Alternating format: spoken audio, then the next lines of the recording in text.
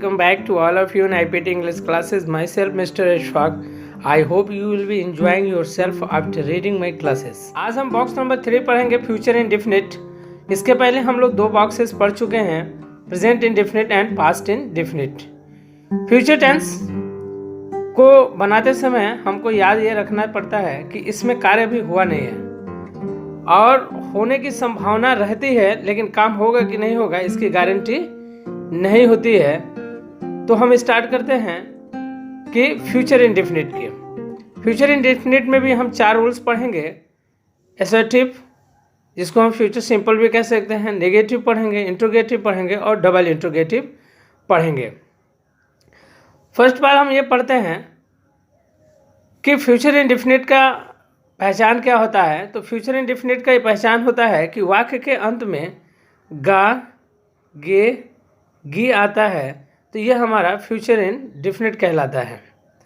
अगर ये भी आपको समझ में ना आए तो आप ये समझिए, जो मुख्य क्रिया होती है, जो मेन वर्ब होता है, इस मेन वर्ब के लास्ट में गा, गे, गी आता है। जैसे लिखेगा, खाएगा, पिएगा, सोएगा, उठेगा, जाएगा, तो ये गा, गे, गी आता है। बहुत सिंपल सी पहचान है।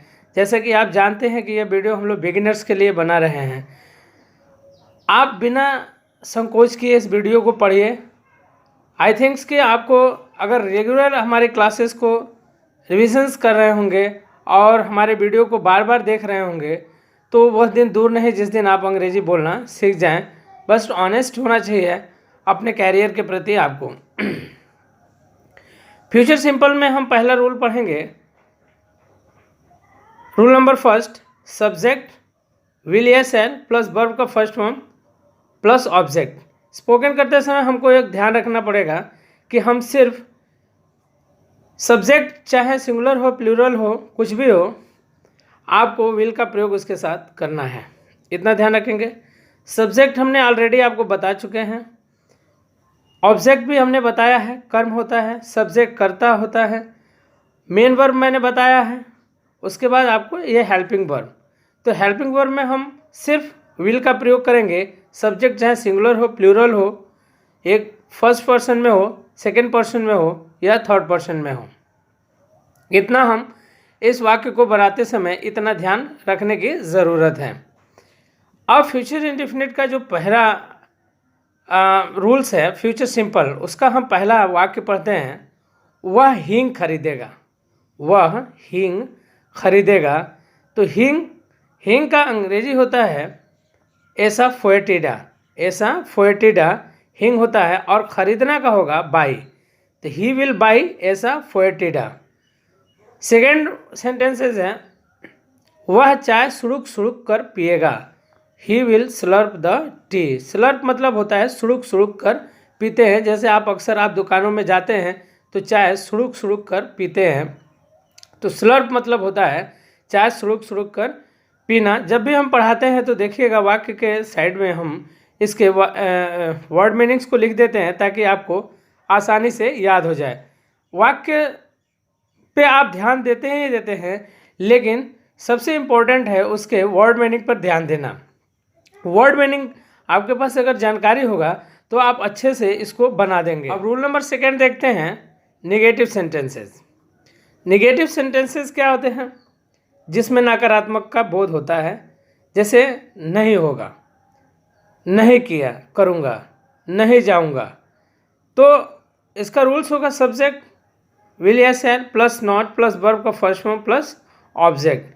अब हमने बताया आपको कि इसमें subject first person, second person या थर्ड पर्सन या फिर सिंगुलर प्लूरल किसी में भी हो, तो हम वहाँ पे विल का ही प्रयोग करेंगे स्पोकन करते समय। अब यहाँ पे हम इस वाक्य को देखते हैं, इस सेंटेंस को देखते हैं। मैं भौवें नहीं उठाऊंगा। भौवें होता है आईब्रोज, और रेज मतलब होता है उठाना।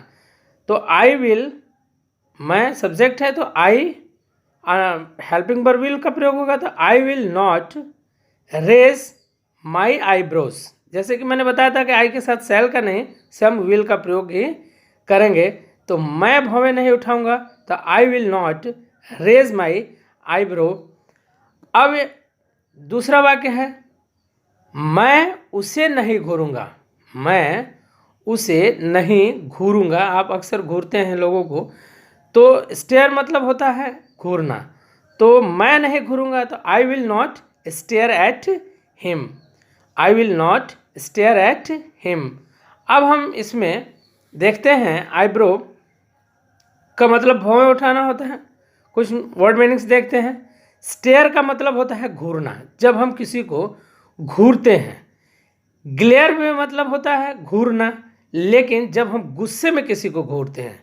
स्टेयर मतलब होता है ऐसे घूरना, लेकिन सामान्य तरीके से किसी को घूरना स्टेयर होता है, लेकिन अगर हम गुस्से में घूरते हैं तो वहाँ ग्लेयर होगा।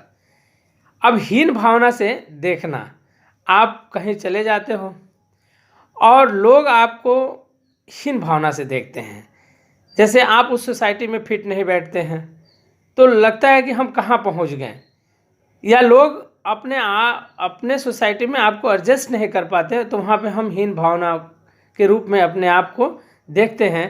तो स्नेयर का मतलब होता है हीन भावना में देखना। फ्राउन एट का मतलब होता है लोटिया चढ़ाकर देखना। अब लोटिया का मतलब ऐसा नहीं है कि सर पे लोटा रख के देखना।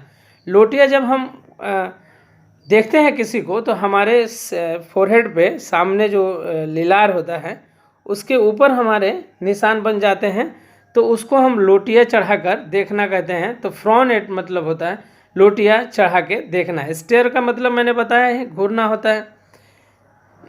पिक मतलब होता है बीच बीच में देखना। सपोज दैट आप सोए हुए हो और कोई आ गया बंदा आपको जगाने के लिए, अपना कर्ज मांगने के लिए, नोट्स मांगने के लिए, या कुछ भी मांगने के लिए। आप बहाना बनाना चाहते हो कि मैं सोया हूँ, लेकिन आंखें खोल खोल के बीच में आप देखते रहते हैं कि है कि चला गया, तो वहाँ पे हम पिक का प्रयोग करेंगे। पियर इनटू का मतलब होता है अस्पष्ट दिखाई देना। अस्पष्ट, जैसे हम कोहरे वोहरे में जाते हैं तो अपने आँखों पे ज़्यादा जोर डालते हैं कि हमको कोई चीज़ ना दिखाई देती हो, तो वहाँ पे हम पियर इनटू का प्रयोग करेंगे। स्काउल, स्काउल मतलब होता है भिन भिनाते हुए देखना। स्काउल मतलब हो गया भिन भिनाते हुए या बुदबुदाते हुए किसी को देखना। जैसे लोग नहीं कहते हैं क्या बुदबुदा रहे हो, क्या बुदबुदाते हुए देख रहे हो, तो स्काउल का मतलब होता है बुदबुदाते हुए देखना। तो इस वर्ड मीनिंग के तहत मैंने दो पहले वाक्य बताए। मैं भौवें नहीं उठाऊंगा, I will not raise my eyebrows. मैं उसे नहीं घूरूंगा, I will not stare at him. Future indefinite के अंतर्गत हम तीसरे रूल को पढ़ते हैं, इंट्रोगेटिव सेंटेंसेस। इंट्रोगेटिव सेंटेंस क्या होता है? जिसमें प्रश्न पूछने का बोध होता है। मैंने बताया था इंट्रोगेटिव सेंटेंस दो प्रकार के होते हैं, एक सिंगल इंट्रोगेटिव और एक डबल इंट्रोगेटिव।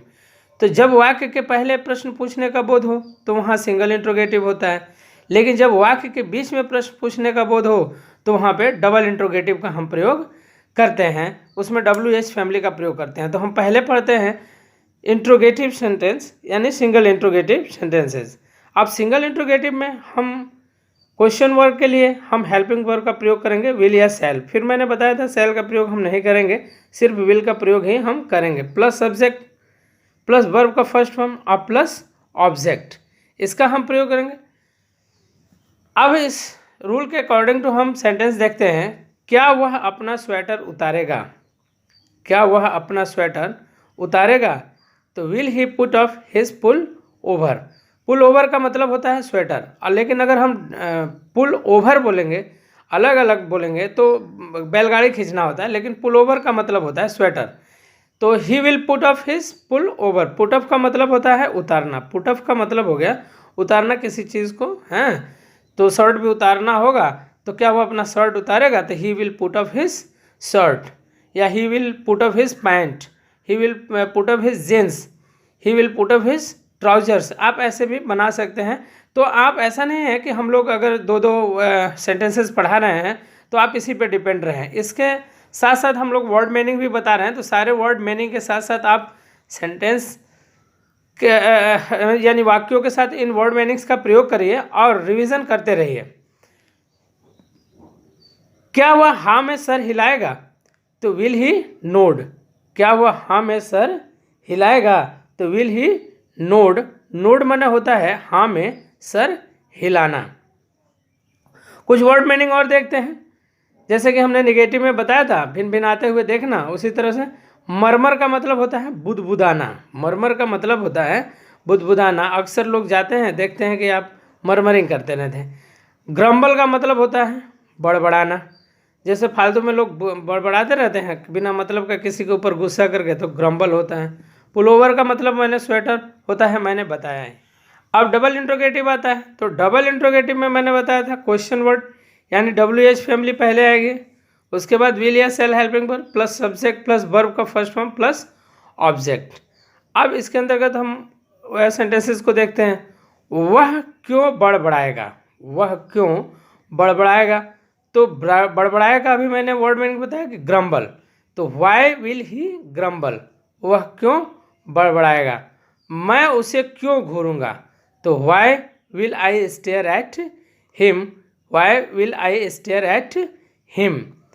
तो यह आपके 8 वाक्य हो गए, जैसा कि हम लोग ने पिछली क्लास में भी पढ़ा था प्रेजेंट इंडेफिनिट में और पास्ट इंडेफिनिट में कि 8 सेंटेंसेस हम रेगुलर पढ़ रहे हैं, और 8 सेंटेंस को मल्टीप्लाई करके अगर प्रैक्टिस करें तो 8 को मल्टीप्लाई करेंगे तो आप 8 × 8 64 सेंटेंसेस हो गए।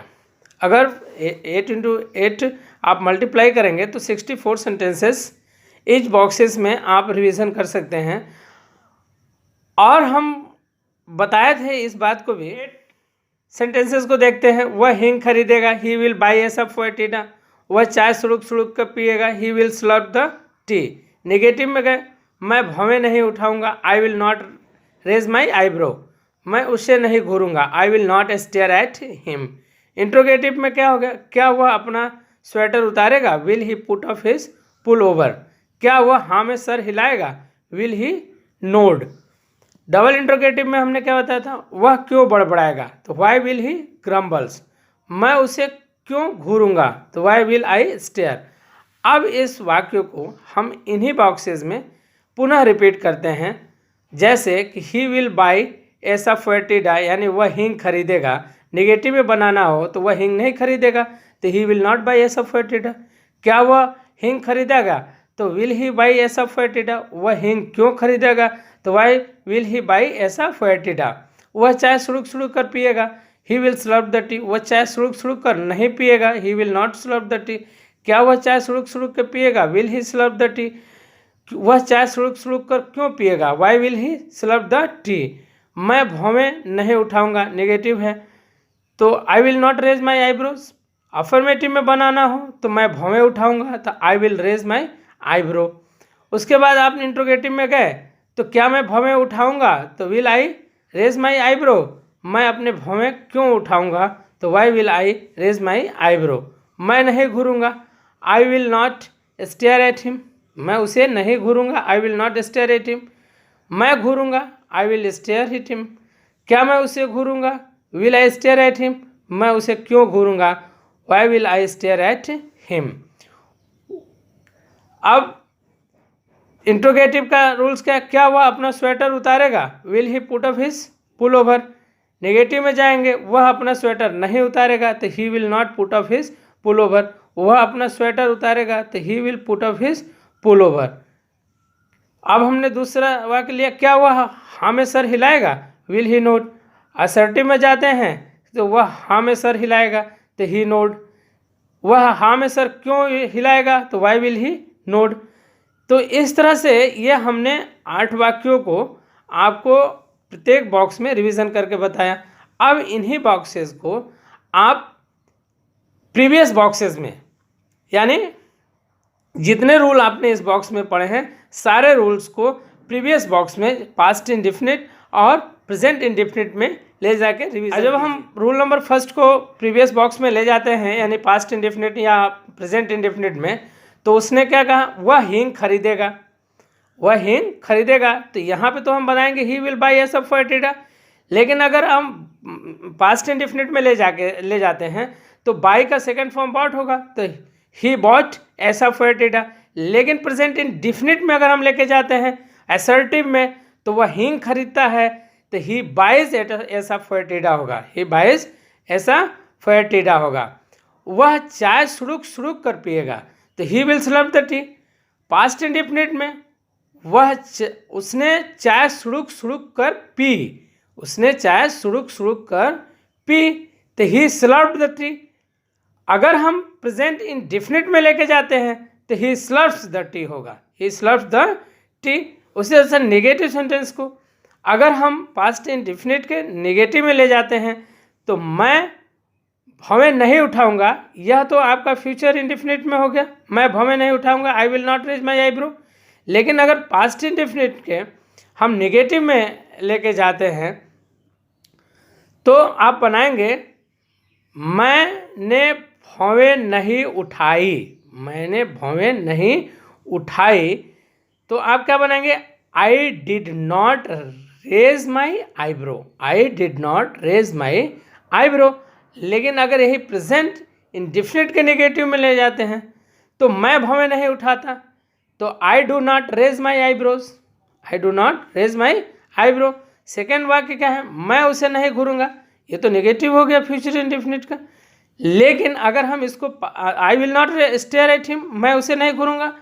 लेकिन अगर हम इसको पास्ट इंडेफिनिट के नेगेटिव में लेके जाते हैं तो क्या होगा, मैंने उसे नहीं घूरा, मैंने उसे नहीं घूरा, तो आई did not stare at him. लेकिन अगर प्रेजेंट इंडेफिनिट के नेगेटिव में लेके जाते हैं तो मैं उसे नहीं घूरता, तो I do not stare at him, I do not stare at him.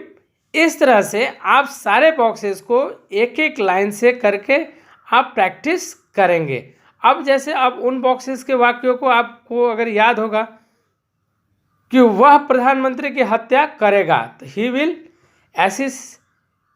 क्या बना है, वह प्रधानमंत्री की हत्या करेगा, तो he will एसिसिनेशन the PM.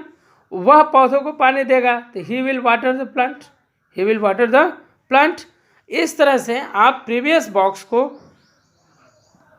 Further आने वाले बॉक्सेस में और जो अभी जो पढ़ रहे हैं उसको प्रीवियस बॉक्सेस में प्रत्येक वाक्य को ले जाके आप प्रैक्टिस करिए। देखिए आप जितना प्रैक्टिस करोगे आपकी इंग्लिश उतनी ही फास्ट होगी।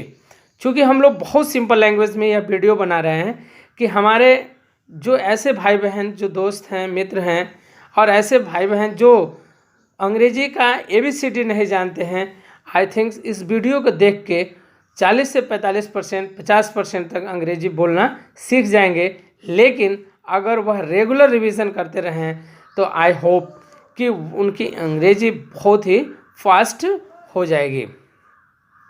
पहली बात, इस वीडियो को आप कई बार देखिए, आप जितने बार देखोगे आपको कुछ नया मिलेगा। वर्ड मीनिंग पे विशेष ध्यान दीजिए। जैसे जैसे हम लोग बॉक्सेस पढ़ते जाएंगे वैसे वैसे different kind of the word meanings मिलते जाएंगे। जैसे आप घूरने का बस एक ही दो मीनिंग जानते थे, लेकिन यहाँ पे सीरीज ऑफ मीनिंग्स है। मैंने बताया कि जब हम आपको पढ़ाएंगे तो आपको सीरीज ऑफ मीनिंग्स मिलेंगे। आपने बहुत सारे टेंस पढ़े होंगे, बहुत सारे वीडियो में पढ़े होंगे। मैं ये नहीं कहता हूँ कि आप गलत पढ़े होंगे, सही पढ़े होंगे, लेकिन एक बार हमारे वीडियो को देखिए और इसमें आपको सीरीज ऑफ वर्ड मीनिंग्स मिलेंगे, एक दूसरे से रिलेटेड मिलेंगे, जिसकी कल्पना भी आपने कभी नहीं की होगी। वीडियो के अंत में हम लोग आप लोग से यही कहते हैं कि हम लोगों के हौसला अफजाई के लिए आप लोग लाइक करते रहिए, शेयर करते रहिए, अपने दोस्तों को से सब्सक्राइब कराते रहिए।